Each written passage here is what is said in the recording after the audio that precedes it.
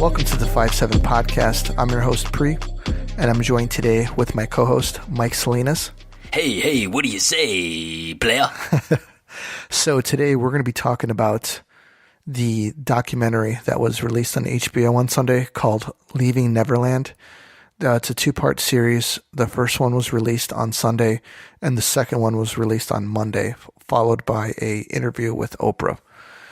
And me and Mike are, we're two guys who grew up, 80s, 90s, and Michael Jackson was a huge part of pop culture and what, pretty much what a lot of people listen to.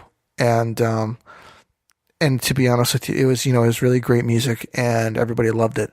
Yeah, there was some really, really weird things about him, but it was like it seemed like a lot of things got overlooked, probably because of who he was. And, some things came out and he was found, not guilty but he was always around kids and a lot of people found it really weird, including myself. But still, everybody listened to his music, and he was just this huge icon, kind of like LeBron James, Drake, Post Malone. Who else is really cool these days, or considered cool? The Kardashians. The Kardashians, like all rolled up into one person. Like when he died, it was like a global event. It was all over the newspapers, all over the world. It was unbelievable. But Mike, why don't you go ahead and give us a rundown on the timeline, and then we'll have a discussion about it. So here's some information, and I'm going to cite The Atlantic, CBS News, HBO, AP News, and Vanity Fair on the following information. Back in 1986, man by the name of James Safechuck. I'm probably butchering these names, by the way. Jimmy Safechuck? Yep, Jimmy Safe. Not quite. 8 years old, met Michael Jackson at a Pepsi commercial. In 1987, the other boy in this whole claim, Wade Robson, he was 5 or 6. He also met Michael Jackson, but on an Australian tour. A couple years go by, in 1989, Robeson, he's with the dance troupe, traveled to Disneyland. His mom set up a meeting with Michael Jackson. How this happened was really odd. But Jackson took them on shopping sprees, and the family stayed overnight at the ranch. Robeson was only 7, and the crazy thing was, this is obviously the first time they stayed over there, is that the family went on to continue traveling, and the boy, Robeson, stayed with Michael Jackson for 5 days alone. Kind of crazy. Pretty weird. Yeah, so basically Jackson moved the family out to L.A. to pursue more choreography opportunities and acting opportunities. And he was pretty much the provider. The crazy thing was, Robeson went with his mom and his sister. The father decided to stay behind. He was totally against this whole idea. And they say, she's quoted as saying, her husband said, "Have you lost your mind?" before they board the plane. And yeah, I think she did. So from 1989 to 1993, the sexual abuse continued at the Neverland Ranch, just between, with those two boys and Michael Jackson, supposedly here. And in 1993, it said that there was some distance that came between the boys and Jackson. Jackson had a couple of new boys, one being Jordy Chandler, the other being Macaulay Culkin. This is all according to the two young men. Also in 1993, Evan Chandler was accusing Michael Jackson on child abuse of his 13-year-old boy son, Jordy, the one we just mentioned. Chandler actually rejected a initial settlement of $350K, and for good reason. But the interesting thing was that Robeson and Safechuck's, their families and themselves, actually supported Jackson, releasing statements in their support. But in 1994, the Chandler family was settled, and their attorneys obviously settled for $23 million. So they gave the $350K, and they ended up making $23 million on this settlement with Michael Jackson and his estate. 1994-95-ish, it's believed to be in exchange for the support that was given to Michael Jackson. The Robeson family received a home loan, which they did not have to repay. Kind of interesting. And they claimed that was odd timing, by the way. Safechuck, the boy, received a vehicle for his 16th birthday, and he had classes, filmmaking classes that were paid for. You can imagine California, these are probably some serious, expensive classes. And also, Jackson paid for some short film productions. So these are some things that they received that I would say it was for their compliance with supporting Michael Jackson during the case, even though he did lose it, or he settled. Now we're going to jump about 7 years later, in 2002. Robeson's father, the guy at the airport that told the mom, "Hey, you're going to regret this," or "What the hell are you thinking?" He kills himself. Suicide. It's they claim it's due to bipolarism. Not sure about that, but okay. We'll get more into that in a second. 2 years later, 2004 to 2005, Jackson goes on trial again. Goes on trial for molestation of Gavin Arvizo, who's 13 years old. He's actually found not guilty on all 14 counts. Safechuck did not testify, but Robeson did. The next news bit is in 2009, Michael Jackson obviously died due to an overdose. And also in 2009, Evan Chandler, the father of the boy that won the case for the lawsuit for $23 million, he then committed suicide. Kind of interesting, again, these fathers are committing suicide. 2011, per Jackson's estate and a letter obtained by The Blast in 2011, the Cirque du Soleil CCO Jean-Francois Bouchard, Robeson was asking for a job. He's saying that very few subjects he knew more about than Michael Jackson. He was hired, but bailed for another gig, and it didn't work out, and again he sought the choreography role. Robeson promised that Bouchard would not have to worry about his commitment ever again. Unfortunately, he bailed on the project a couple times, to my understanding, but Robeson denies all this. He says he was hired as a choreographer on 3 different iterations of the show, and he removed himself due to nervous breakdowns. This is kind of important because in 2013, Robeson accused Jackson of sexual abuse. Now, this is 4 years after Jackson passed away. And that letter that was sent to the CCO, in which he claims of wanting to come back and wanting a piece of this Cirque du Soleil show that was going on for Michael Jackson, kind of proved that he was in for maybe some financial gain, or in it for himself to some degree. Robeson had also attempted a book in 2012 to try to, I guess, put his abuse out there as well, and nobody picked that up. So this is not the first or second, this is probably the third time Robeson has come out trying to build something against Jackson for what they're saying as no financial gain, with both men have both claimed to receive no financial gain from this documentary that was just released. That's a quick little sum up of what's going on here. Yeah, and there's a lot to digest there.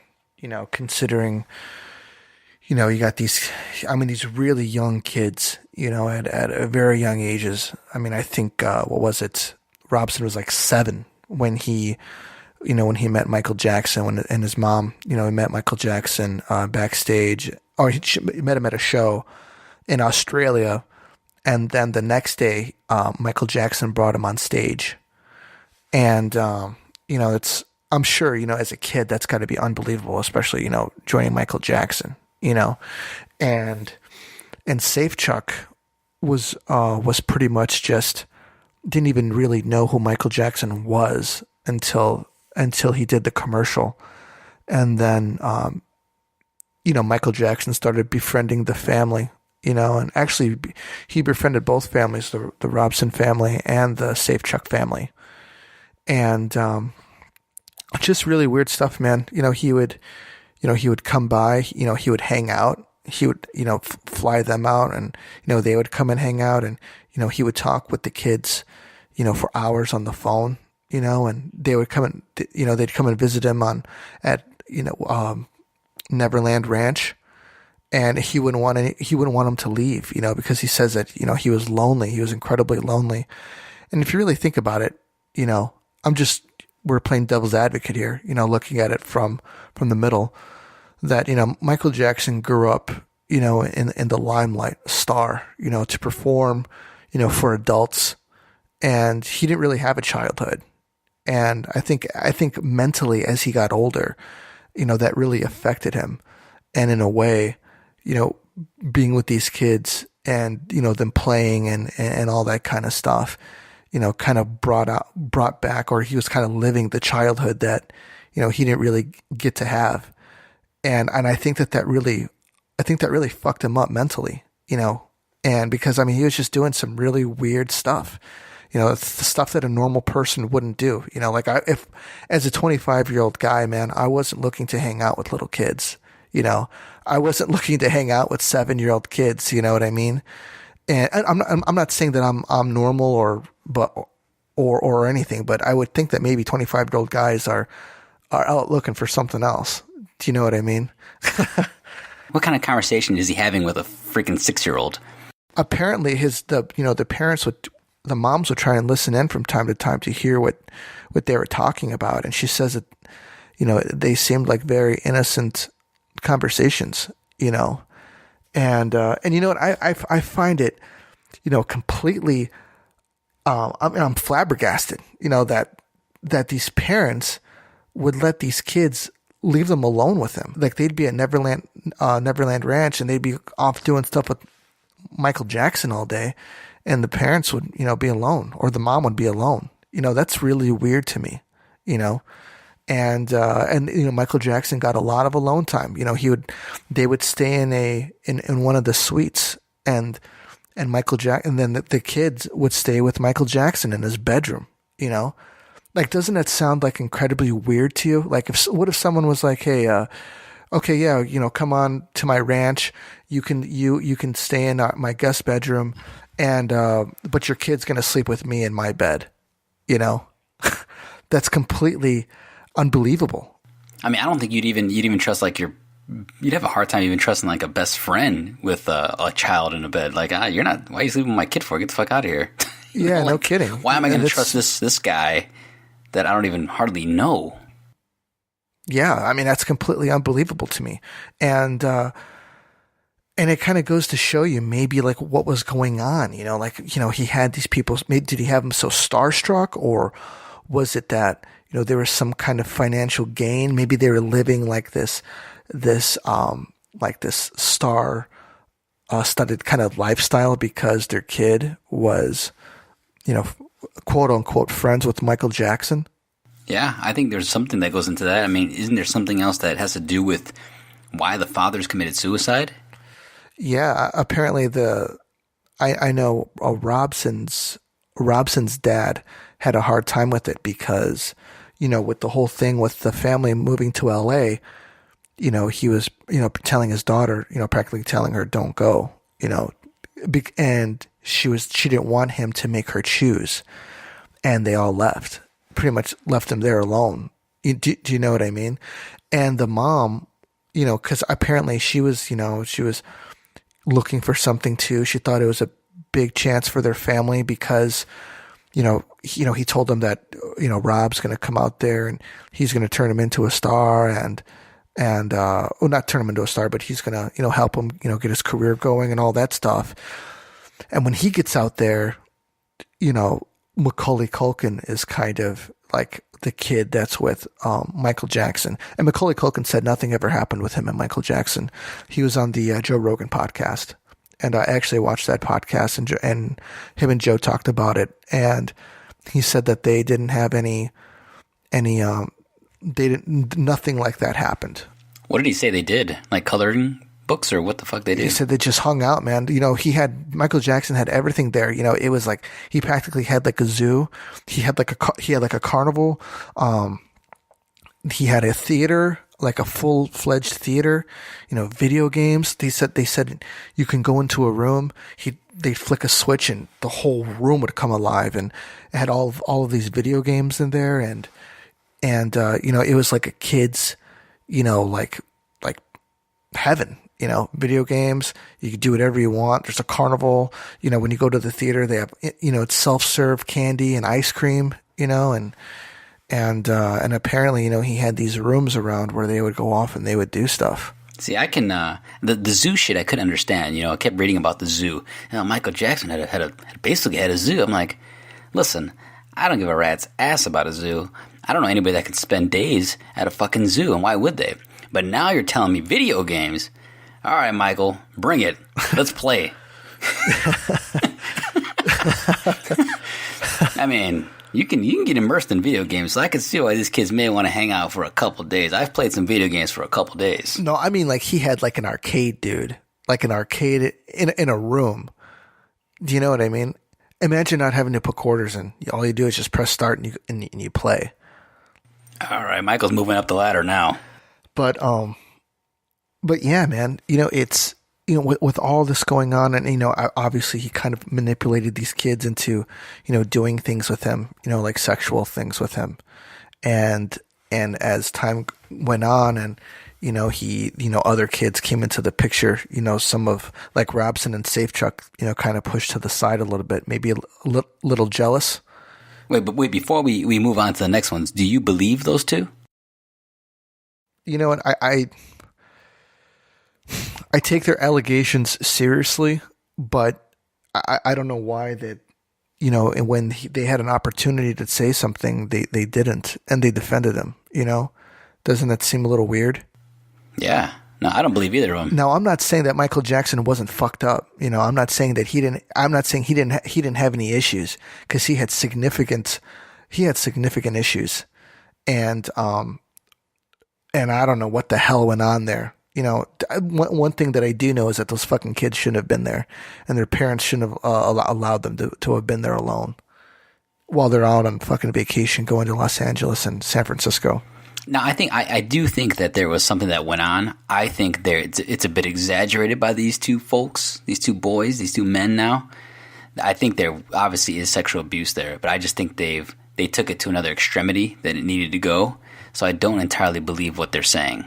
That's just my take on it, just based upon their resume, more or less. The guy from Australia, the one that's been trying to find some way to make some money, and kind of using Michael Jackson's name in a lot of cases to try to get jobs. Did you know that he was he actually really was a choreographer at one point? I think he was doing choreography for NSYNC and Britney Spears. Britney Spears, yeah. I read it. I mean, I was obviously looking into this. They say that he cheated on. He was a dude who cheated. Britney Spears cheated on when she was with Justin Timberlake. What? Yeah, and that's why they broke up. I didn't know that. That's what it says on the internet, but I mean, this is just. It's got to be right. This is yeah, no kidding. If it's on the internet, I mean, this is got to be correct. This is just gossip, but no way. I mean, I don't know anything about it. And she was like in her prime then. Yeah, she was. She was pretty bad back in the day. And this guy's been going all downhill from that point on, I want to say. Yeah. So he probably lost his opportunity with NSYNC and Britney Spears by doing that. Probably. What an idiot. Yeah. Yeah, who knows, man. But I don't care for him. But the matter at hand is something to take away from this is that as parents we need to keep an eye on our kids. We need to see what they're doing. We need to see who they're talking to. That includes who they're texting, because a lot of kids have phones nowadays. It seems like they're getting phones younger and younger. We need to see who they're texting and who they're messaging on all of these apps that are out there, because a lot of child traffickers are trying to communicate with kids through these apps. And by any means, you shouldn't be letting your kids sleep in beds with other men. It doesn't matter who it is. I mean, unless it's like your child or what have you. But those kids shouldn't be sleeping in another man's or a woman's bed. That's just absolutely unbelievable to me that they'd leave these kids there alone. They're like 8 years old, staying with Michael Jackson. Yeah, that's an interesting note that you had said, keeping tabs on your kids. I remember us, and I've talked about it before in other cases, that there was a first line defense when you had to call somebody's house, and you had to talk to their parents to get to the people or get to the person you want to talk to. So they always knew who the hell you were talking to. And if you don't have the balls to call that house and talk to that father, then you just didn't call. Right. Yeah. If she wasn't, if you weren't that serious about her, You did not waste your time making that phone call because you did not want to talk to a dad. Yeah, because you didn't know. You didn't know if she was going to pick up the phone, or you didn't know if dad was going to pick up the phone, or mom. Mom could be pretty rough sometimes too. Yeah, or grandma. She'd be like, who the hell is this? Oh, shit. Oh, fuck. That's the worst. Like, hello, Abuelita. Hi, I'd like to talk to your granddaughter. Oh, fuck. I don't even like this chick. So, what's the purpose of the documentary? Like, what's the end game? Like, what's the goal? Is it to get the information out there? Is it to bring awareness to others? I guess it is just to bring more awareness about the situation and to make people more aware. And maybe as parents, is just, I don't know. There's obviously, I think there's definitely some financial gain that's tied into it.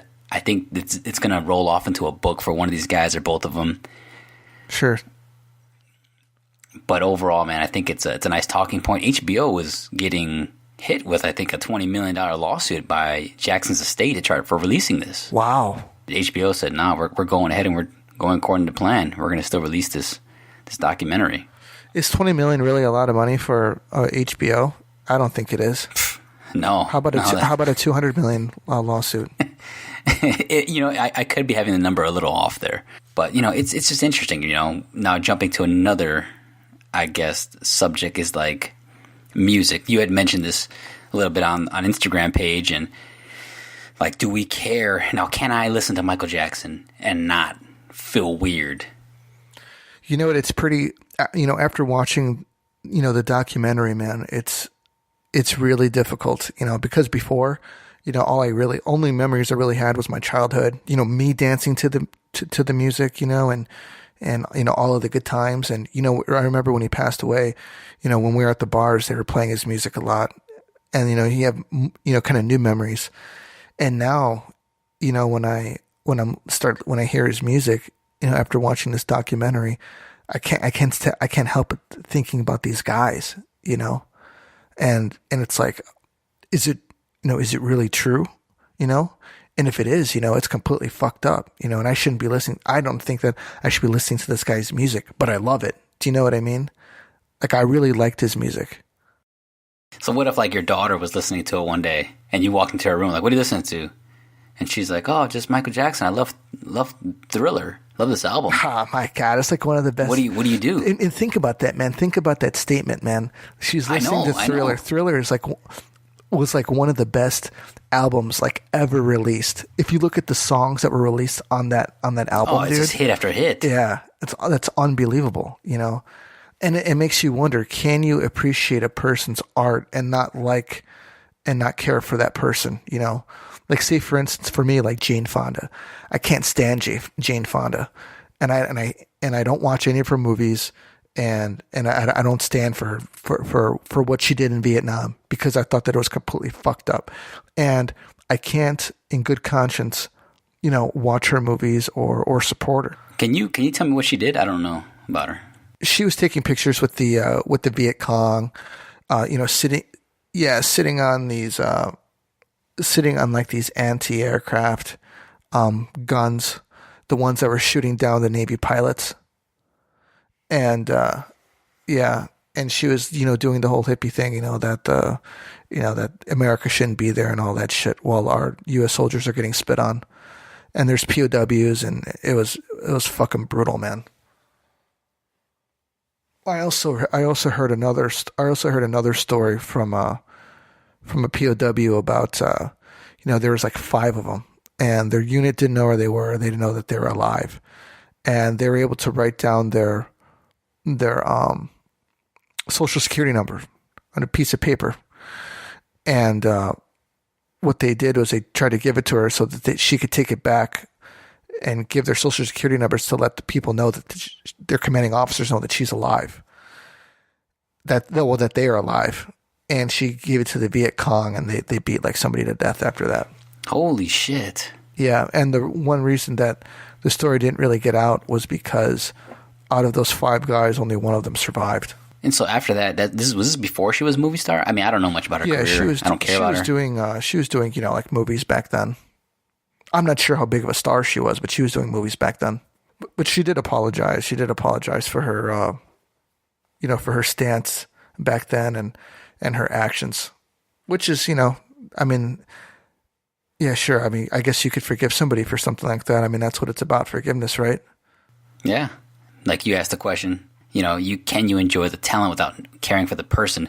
That's a good question. Well, what's more interesting is that you can actually enjoy the person without caring if they have talent. How so? Well, it's easy. The top musician right now can't play instruments. The top actor can't act. And the top shoe seller doesn't play sports. Who's the top musician right now? I think it's Drake. Really? He's in the top 5, yeah, of gross sales for 2018. Wow. The top actor is The Rock. I don't know if you guys know this, but he is a shit actor. He was good in Faster. In what? In Faster. I don't even know what movie that is. It was good. I liked it. He's terrible, man. He's garbage. I think he doesn't have to act though. That's the thing. He kind of just plays characters that are like an extension of himself. Like Will Ferrell? He's Will Ferrell. Will Ferrell's I don't know, He man. plays himself. Will Ferrell? Yeah, he's an idiot. I don't know, man.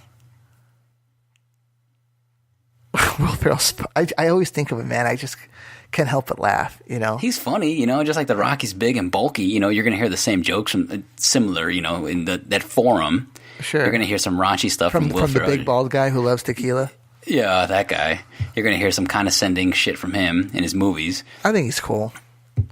Well, see, there you go. You think he's cool, so you support the guy without caring about his talent, right? No. I mean, I would say maybe. Man, I don't think he's that bad of an actor, man. I think he's pretty good in Ballers. Yeah, he's better in Ballers. I think that's his better stuff. Yeah, I can't call him a complete shit actor, but I mean, I like him in Ballers. I think he's good. He doesn't make movies to show his like acting range. He doesn't. He's not like a Gary Oldman. But then again, those movies don't make money. They don't make a lot of money. Right. No, yeah, you're absolutely right. And how about the top shoe seller this past year was the Yeezys? Isn't Really? that Kanye West shoe? Really? That stupid shoe? He doesn't even play basketball. I don't know anything, man. I don't know anything about pop culture, dude. Well, I should say I don't really know much about it. I didn't even know he made shoes. Yeah, the Yeezys, man. They're like $160. I'm curious, like why do they make shoes for him? I thought like that was like an athlete thing. Well, I don't know, because people will buy them. And it's like, if you look at the entertainment industry and it just looks completely like toxic, like when I watch a movie, I'm like, I wonder how many people were stepped on to have this movie made, even though that Sure. I love movies, Yeah, dude. I mean, you figure all these people that are on Instagram, they call themselves actors and actresses. They call themselves models, but they're just putting pictures up and videos up. They're not getting. They don't have jobs doing it, or they get jobs from faking it. It's like the Kardashian way of doing things. Like, let's be self-made billionaires, and I don't even know what you do. Like there's no talent. They don't really do anything. No, they don't. So when you ask the question, I guess, can you enjoy talent without caring for the person? I think that's an art that's being lost. Because people care too much about what the person is like, and I really like his music, but I want to know more about the person. And they want to know more about basketball players. They want to see what they're doing for their communities, so they can care more about them. It's more about this public relations, this whole piece of it that people want to embrace an artist or it could be an athlete, but they want to know who they are as a person more than anything else. That's why they have these. People are attached to Instagram, and they quote their Twitter pages, and they do all this other stuff on social media, and they put this extra stuff up. People just want to be immersed in who the people are, and at some point, you get to know too much about somebody, you're not going to like them. Yeah, for some reason, it just seems like, like they want everybody to. They want everybody to be like perfect. If you're like a star or like an athlete, it's like you're automatically supposed to be some kind of like role model. Yeah, you're expected to be an ambassador more than anything else. and why is that? Like why are these people, supposed to be role models?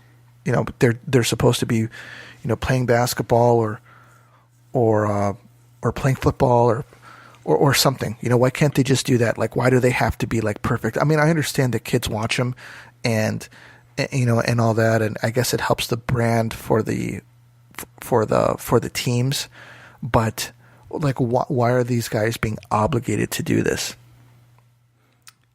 I think we've got our leaders all mixed up, man. Yeah. We're lacking some leadership in the house, and we're looking other places to find it. And we're looking to social media. We're looking to idolize these athletes, and we're idolizing them as people as opposed to just for their talent now. And then when they do something wrong, or that we find out, we're crushed, and we're saying, "What was I thinking?" So immersed in this person, and it's just dumb. Do you think that maybe, if you really think about it, maybe as a society, we're losing our way because, kids look for people on TV. They look for people on TV to emulate. They look for people to look up to, and they're not looking like in their homes. Like I always look to my grandfather. He always seemed to be like someone that I can look to do the right thing. And I when I was a kid, I didn't look on TV for like heroes. I didn't. There wasn't like somebody famous that I looked up to. I looked up to my uncles. I looked up to my grandfather. Your dad was a strong influence on my life. And there was just like these solid men that I thought were good examples. And now it's like athletes are supposed to be like dad.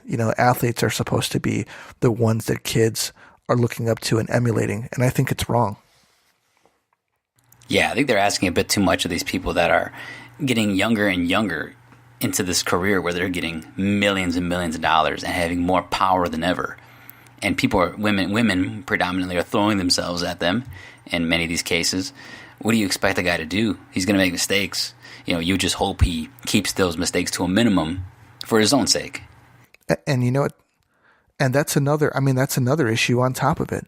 You've got these girls that are doing God knows what to get into these positions to meet these guys, and then they get into this position and, they start getting taken advantage of, and, they're in a position where it's a place where they don't really want to be when you're on like this, you're with this guy, I don't want to say roided out, but, some alpha male that doesn't normally get no for an answer. Do you know what I mean?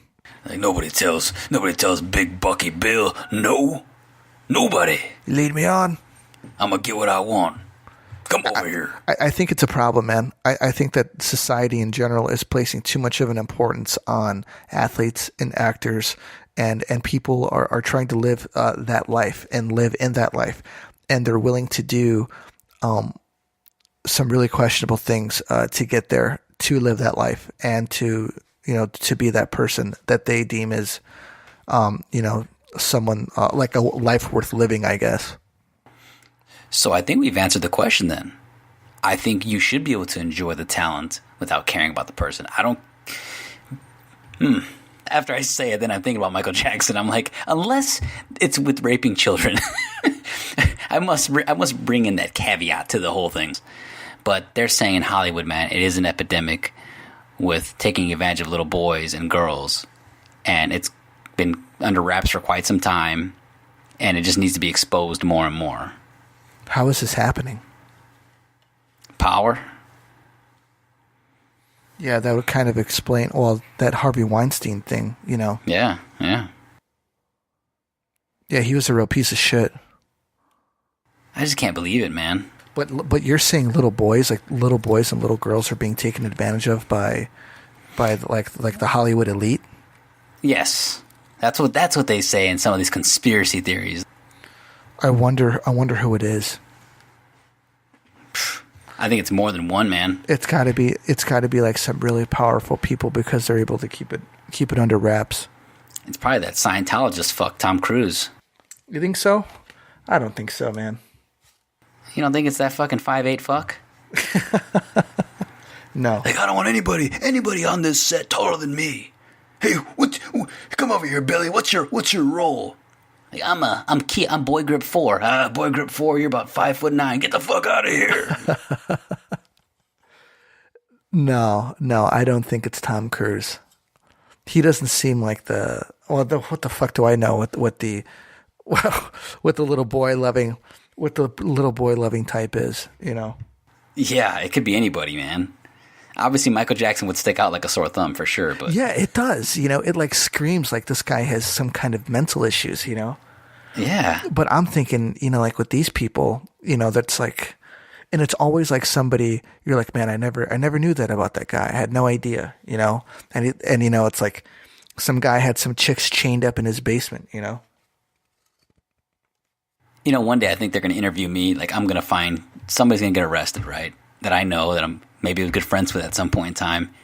And the news is going to call me over there. And I'm going to be on like a street corner drinking a beer. And they're going to come over to me and be like, did you ever expect that this guy would be capable of something like that? And I'm going to say, yes. Yes, actually, because you never can really know about some of these people. So yes, I did expect something like this because you never know who's a piece of shit sometimes. You know, that's true though. You know, I mean, that's a really good point. You really don't know. You don't know who is a piece of shit. No. I mean, it's hard enough to decipher some of your friends that are on the second and third, you know, those second and third tier friends that are like, yeah, we hang out, or I see him every now and then. I see him out and we shake up, we have a beer, something like that. You don't really know those fucks. That's you have true. No idea. You have no idea what that search history is like. Like who they really are. You just never know, man. Yeah. I'm really disappointed though. You know, I'm really disappointed in this whole thing. You know, I hope that, you know, if these guys, if you know, these things really happen to them, you know, I hope that they can, you know, find peace in a way. But, cause I mean, you just don't want to hear about this kind of stuff happening to people, you know, and it shouldn't happen to people, but apparently it does. And in entertainment, you know, if you're a parent and you've got a kid that's, you want to give them an entertainment, just don't do it. You know, it seems like it's just a bad place for kids to be, in general, you know, and, you know, they were in the Michael Jackson thing. They were showing these kids, you know, performing out there and dancing in front of adults, man, like in front of like, and, you know, okay, yeah, sure. When you see kids dancing, yeah, it's kind of cute. But when I see like these pageants of girls that are, you know, they're dressed, you know, way older than what they're supposed to be. They're like these beauty pageants for like these young girls, you know, that stuff's absolutely unbelievable to me, you know. And I think we need, like, as a society, as a culture, we need to get away from that kind of shit because it's garbage. You know, we don't need to be having beauty pageants, you know, with little girls, and we don't need to have, you know, kids acting like adults, you know. Yeah, man. No, absolutely. I think you should have to be 18 to even be in show business. I know it sounds kind of crazy because they have young shows out there, but I mean, come on, Saved by the Bell. They were a lot older than they were portrayed to be. They were as high schoolers. 90210. I was just going to say that. Luke Perry was 40 when he was filming that as an 18-year-old. Yeah. Yeah, they had all, like, they were all like 20, like in their 20s when they were doing that. Yeah. I mean, I understand why we just can't keep going back to that, man. Make them older. I don't think there's been any significant problems aside from Screech. It's from Saved by the Bell. Yeah. You know, when you're older, man, you tend to be a little more secure and you're a little squared away. These kids, man, you don't know anything better, and you come up as a 5-year-old and you're in the limelight. It can ruin you. It's ruined. Looks like it's ruined more lives than it's helped, you know. And what's it for? Entertainment, you know. You hear about these people all the time that are, you know, they hit rock bottom. Drugs, alcohol, you know, even like Corey Feldman and Corey Haim, they were talking about the pedophile ring in Hollywood. You know, so yeah, I guess it is a little bit more well known. Yeah, I always wondered, like, if I became famous and like I didn't want to be famous anymore, what would I do? Like, I can't just get like a job at PetSmart. No, you can, dude. No, because like if you're out of movies for a while, people forget about you. But dude, this is social media. They're gonna take a picture of you like they did like that dude that didn't even look like he was working at Trader Joe's. Is it Jeffrey Owens, who played Elvin on the Cosby Show? he was bagging groceries at Trader Joe's, dude. And mind you, he hasn't been on the Cosby Show in how long? 30 years? Yeah. And he gets ousted on social media. Like, look what this guy's become. He was fat. He was grayed out. Yeah, like, how did somebody recognize this? They were ripping him, dude. Actually, a lot of people came to his defense. They were like, "That's they did. You know, they did. But dude, the internet doesn't forget, man. Yeah, and it's only getting worse. I mean, basically, if you don't make a movie in 10 years, you're a piece of shit. Like, yeah, he's fucking worthless. He ain't making any movie. I ain't heard a peep about that guy. Yeah, he's fucking working at Chick-fil-A, probably. It's brutal. It is tough, man. It is tough. Did you have anything else any other topping to put on this bad boy? No. Just everybody, if you have a kid, if you have a stepkid or anything, keep an eye on them and look out for them, because you just don't know who's out there and who's doing what. So keep an eye on the kids and watch out for them, man. You got anything? Yeah, don't let them send any fucking dick pics or any of that shit, man. Make sure you get your kids in order and worry about those other kids too, because they're all little pricks out there.